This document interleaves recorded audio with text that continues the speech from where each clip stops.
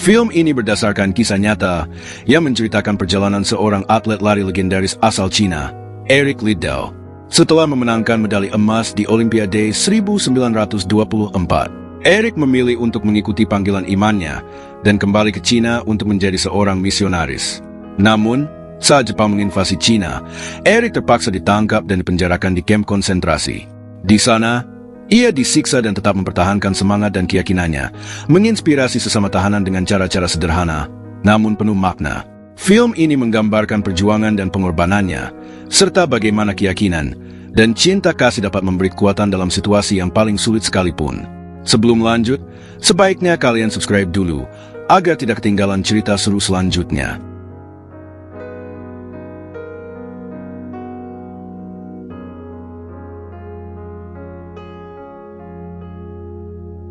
Film dibuka dengan memperlihatkan selembar koran tahun 1924. Seorang pelari asal Inggris bernama Eric Liddell, dia peraih Olimpiade emas tahun 1924. Kemenangan itu membuat Eric meraih banyak sponsor dan diajak untuk pindah ke Amerika. Akan tetapi Eric menolaknya dan lebih memilih untuk bergabung dengan London Missionary Society. London Missionary Society adalah sebuah lembaga agama yang menyebarkan kebaikan di berbagai daerah, khususnya daerah-daerah pelosok. Tak lama setelah itu Eric pun menikah dengan seorang perawat bernama Florence Mackenzie dan melanjutkan pendidikannya hingga mendapat gelar profesor. Setelah menikah, Eric dan istrinya memutuskan untuk pindah ke Cina dan mengajar di berbagai sekolah. Awalnya Eric dan keluarganya hidup dengan nyaman di sana. Sampai suatu ketika, tepatnya 13 tahun kemudian, pada tahun 1937, Jepang berhasil menduduki Cina. Dengan cepat Jepang menguasai berbagai bangunan dan mengusir rakyat Cina dari tanah mereka sendiri.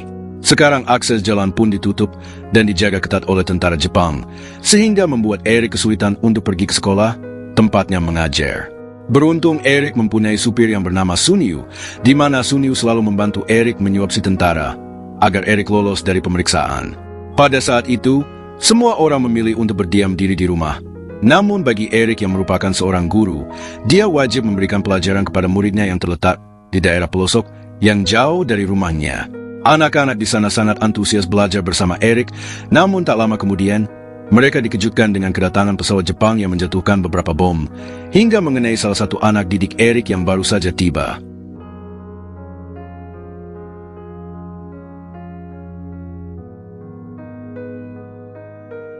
Akibat kejadian tersebut, membuat perasaan Eric hancur dan menyadarkannya bahwa dia harus segera melindungi anak dan istrinya. Setelah itu, Eric pun membuat permohonan kepada kedutaan Inggris untuk memulangkan istri dan anaknya. Sementara dirinya sendiri akan tetap tinggal untuk membantu warga Cina yang sedang dijajah Jepang. Pada malam harinya, Florence melihat 3 buah paspor yang telah disiapkan Eric. Namun Florence sedih karena Eric tidak bisa ikut pulang bersamanya. Eric pun mencoba menjelaskan dengan halus bahwa dirinya ingin membantu warga Cina sebisanya dan berjanji akan pulang setelah keadaan di sana membaik.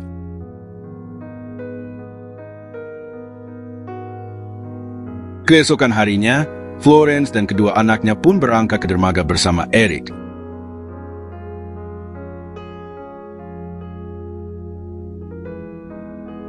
Sesampainya di sana, ternyata sudah banyak orang yang juga akan meninggalkan Cina. Sebelum berangkat, Eric menitipkan kedua anaknya kepada Florence dan meminta Florence untuk menjaga kesehatannya karena sedang mengandung anak ketiga. Beberapa hari kemudian, Jepang datang dan merampas semua barang milik Eric.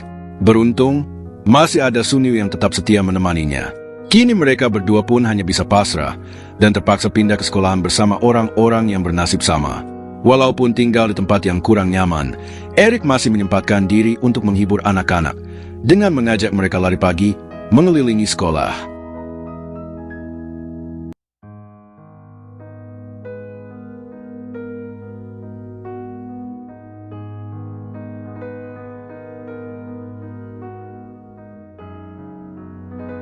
Siang harinya, Eric pun mengajari para remaja yang tinggal di sana.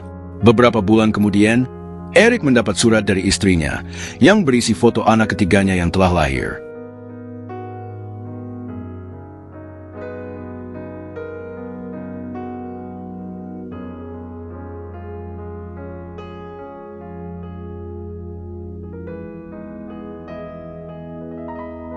Pada malam harinya, Eric meminta Sunyu untuk mengirim Siu ke panti asuhan agar mendapatkan tempat yang lebih baik. Namun Siu menolaknya dan lebih memilih untuk tetap tinggal di sekolah dan membantu Eric mengurus para pengungsi lain.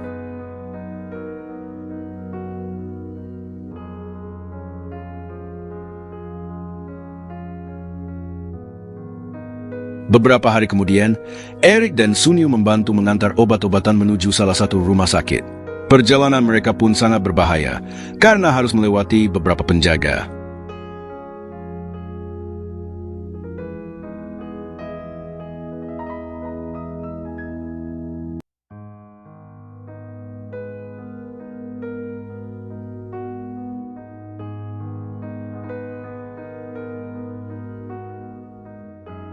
Singkat cerita, pada tanggal 7 Desember tahun 1941, Jepang melakukan serangan besar-besaran di Pearl Harbor. Peristiwa tersebut sangat berdampak kepada Eric dan seluruh turis yang berada di Cina. Suatu hari, di saat Eric menjadi pastor di sebuah acara pernikahan, tiba-tiba Jepang datang dan membawa mereka semua menuju kamp konsentrasi. Satu persatu dari mereka pun diperiksa, dan barang-barang berharga disita secara paksa. Bahkan pengantin yang tadi baru saja menikah pun dipisahkan dan tidak boleh bersama. Eric yang melihat kejadian itu berusaha menolong dengan mengatakan bahwa sepasang kekasih yang sudah disatukan Tuhan tidak boleh dipisahkan oleh manusia. Namun Jepang malah beranggapan bahwa Kekaisaran Jepang saat ini adalah Tuhan, sehingga mereka semua harus tunduk dan patuh terhadap perintah Jepang. Setelah itu, mereka tinggal di sebuah barak yang kumuh dan tidur hanya dengan beralaskan jerami.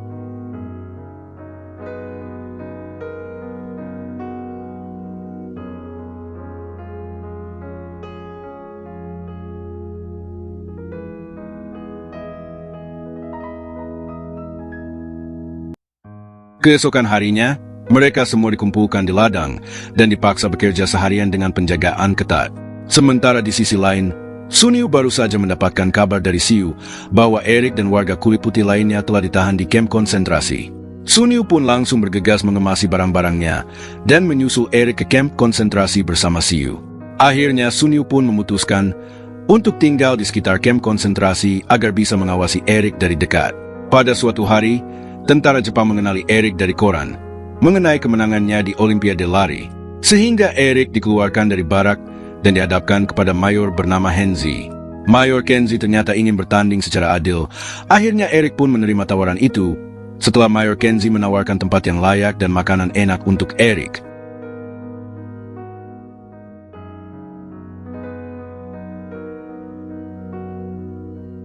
Di sela-sela kesibukannya, Eric masih sempat mengajari anak-anak dan memberikan jatah makannya kepada anak-anak.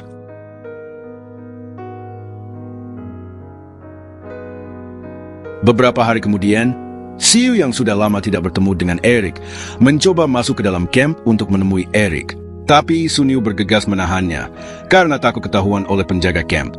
Sunyu yang tahu bahwa makanan sangat sulit didapatkan di dalam camp, ia pun menyempatkan diri untuk melemparkan makanan yang dibungkus kain. Lalu pada malam harinya Eric pun mengambil makanan itu dan membagikannya kepada tahanan yang lain secara sembunyi-sembunyi. Singkat cerita, tibalah di hari pertandingan. Seluruh tentara Jepang dan para tahanan camp berkumpul untuk menyaksikan pertandingan itu. Ketika pertandingan dimulai, Eric langsung memimpin jauh di depan. Namun sesaat sebelum finish, Eric pun terjatuh, sehingga Mayor Kenzi lah yang memenangkan pertandingan.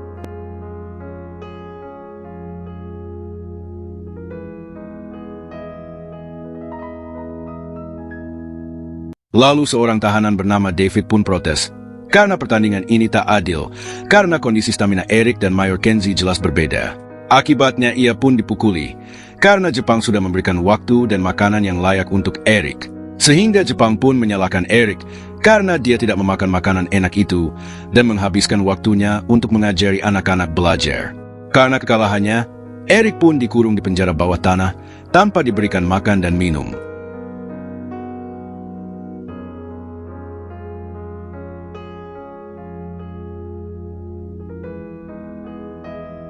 Pada malam harinya, Eric kehujanan dan di siang harinya dia kepanasan karena sinar matahari yang sangat terik. Di malam kedua, tak disangka Sunyu berhasil menerobos masuk demi memberi Eric makanan dan minuman. Melihat kondisi Eric yang lemah, Sun Yu pun mengajak Eric untuk kabur. Namun Eric menolaknya karena dia tidak mau meninggalkan tahanan yang lainnya.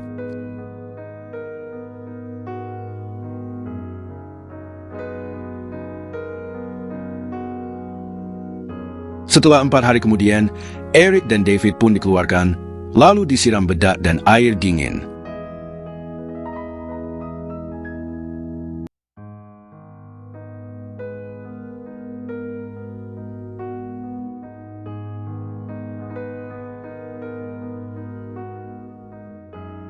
Sementara Sun Yu nekat mengambil pekerjaan yang bisa keluar masuk camp dengan bekerja sebagai pengangkut kotoran manusia. Di sela-sela pekerjaannya, Sun Yu menemui Eric untuk mengabarkan bahwa Jepang telah mengalami banyak kekalahan di garis depan, sehingga tentara Jepang di Cina tidak mendapatkan pasokan makanan. Sun Yu juga memberitahu bahwa ia telah menyogok penjaga agar mematikan lampu suar dan arus listrik di pagar kawat pada jam 10 malam sebanyak 2 kali dalam sebulan. 2 kali kesempatan itu pun digunakan oleh Sun Yu untuk mengirimkan makanan kepada Eric dengan menugaskan Siu untuk memanjat tembok dan pagar kawat. Setelah berhasil melewati pagar kawat berduri, Siu menyuap penjaga agar bisa menemui Eric.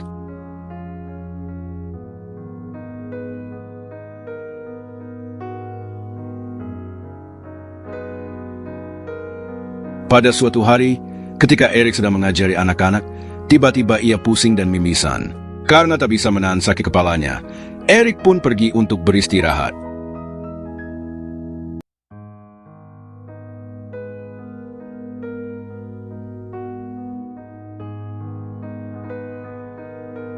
Sementara itu, akibat kekurangan makanan, Jepang kini semakin agresif dan sering menyiksa para tahanan.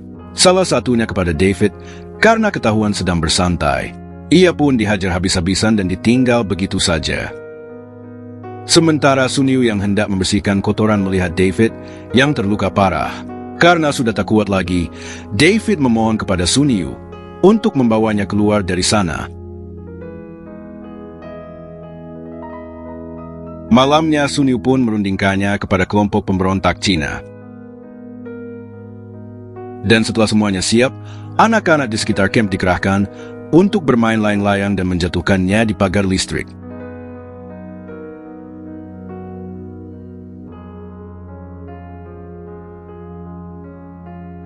Saat itulah Sun Yu dan Siu memasukkan David ke dalam tong kotoran manusia.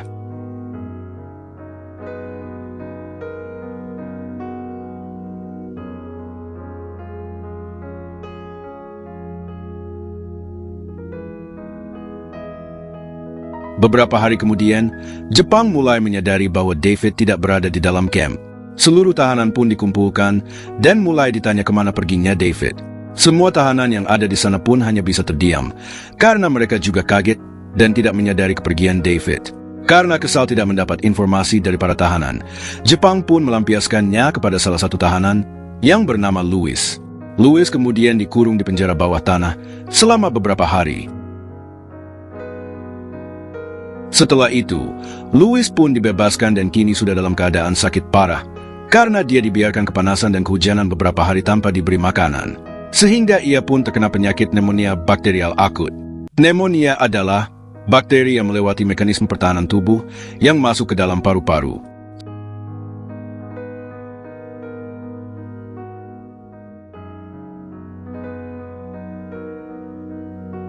Selain Louis, Eric juga mengeluhkan mata dan kepalanya sangat sakit.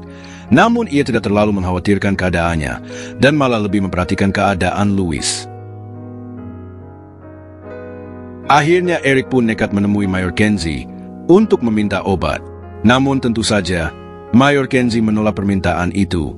Hingga akhirnya Eric menawarkan satu persatu keahliannya, yaitu menantang Mayor Kenzie berlari dengan taruhan. Jika Eric memenangkan pertandingan, maka Kenzie harus memberikan obat yang dibutuhkan Eric. Namun jika Eric kalah, maka ia siap menerima hukuman apapun. Setelah Mayor Kenzie menerima tawaran itu, Eric memanfaatkan waktunya untuk berlatih setiap hari, walaupun di bawah suhu yang dingin. Ia juga melatih kekuatan fisiknya, walaupun kerap kali sakit di mata dan kepalanya dan sangat mengganggu latihannya.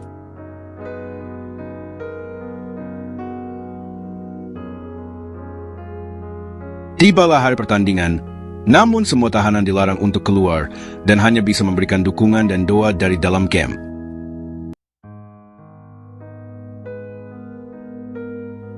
Di luar terlihat Eric yang begitu pucat dan memaksakan dirinya di cuaca dingin tanpa memakai sepatu. Ketika pertandingan dimulai, Eric menggerakkan seluruh tubuhnya hingga akhirnya bisa memenangkan pertandingan.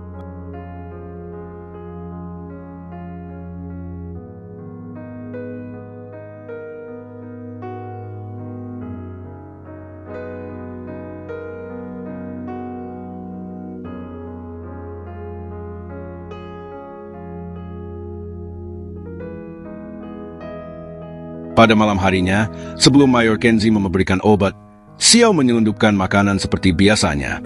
Namun tanpa diduga, bawahan Mayor Kenzie bernama Yumoto menanyakan tentang lampu suar yang tidak dinyalakan. Si penjaga yang gugup membuat Yumoto curiga, sehingga Yumoto berusaha menyalakan lampu suar dan listrik di kawat pagar. Seorang penjaga kemudian berlari ke barak Eric dan memberitahu agar Xiao tidak menaiki pagar.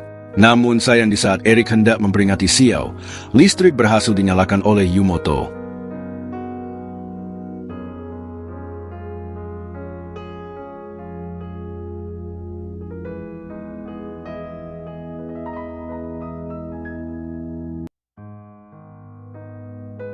Melihat Xiao tewas tergantung di pagar kawat, membuat Eric Sunyu dan tahanan lainnya berteriak histeris.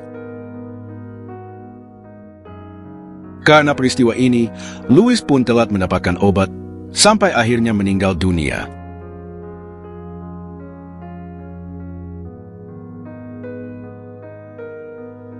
Atas kematian Louis, membuat Eric merasa bersalah kepada istrinya Louis.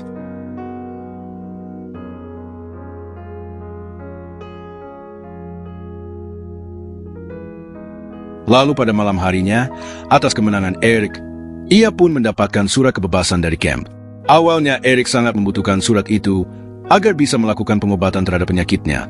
Namun karena ia merasa bersalah kepada Louis dan istrinya, ia memilih untuk memberikan hak bebasnya kepada istri Louis yang sedang mengandung. Beberapa hari kemudian, setelah kebebasan Catherine, Eric pun meninggal dunia karena penyakitnya yang semakin parah. Jasad Eric pun dimakamkan di kawasan camp. Sun Yu pun menghadiri pemakaman itu bersama istrinya dari luar pagar. Setelah pemakaman selesai, salah satu tahanan menemui Sun Yu untuk memberikan jam tangan titipan Eric sebagai kenang-kenangan terakhir. Pada tanggal 11 Agustus tahun 1945, akhirnya Jepang menyerah tanpa syarat kepada sekutu. Sontak para tahanan pun sangat gembira karena kamp konsentrasi akan dibubarkan. Sementara itu pasukan Jepang mulai menangis karena kekalahan negaranya dan harus bundir demi menjaga kehormatan negaranya.